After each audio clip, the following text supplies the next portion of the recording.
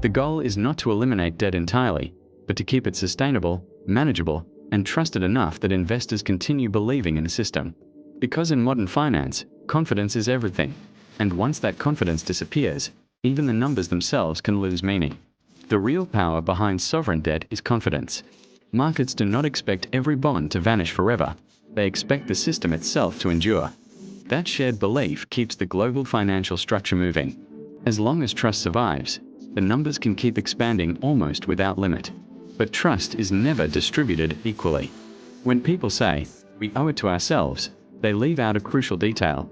Some parts of society hold far more of the assets, influence, and interest payments than others.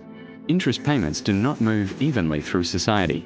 They tend to flow upward, from taxpayers, consumers, and workers toward the institutions and investors that hold financial assets.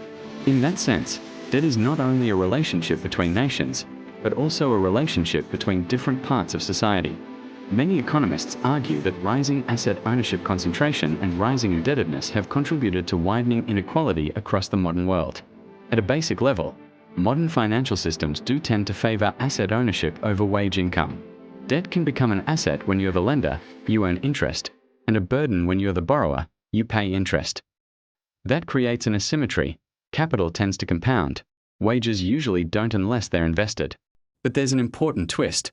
The system doesn't actually require infinite new borrowing, just sustainable alignment between debt growth and real economic capacity.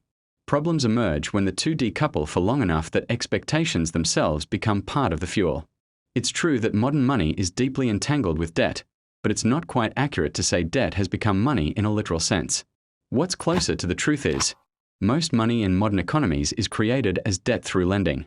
So the clean moral line, creditor here, debtor there, does get blurred in practice. Many institutions are both at once. A pension fund, for example, is a creditor to the state while being dependent on workers' future contributions and government stability. A homeowner with a mortgage is a debtor, but also an asset holder whose financial position may improve with rising property values. Debt is never really a promise that can't be kept forever. It's a promise that depends on ongoing conditions. If this gave you a new perspective, hit subscribe. And like. Lender, you earn interest, and a burden when you're the borrower, you pay interest. That creates an asymmetry. Capital tends to compound. Wages usually don't unless they're invested. But there's an important twist. Subscribe and like for final part.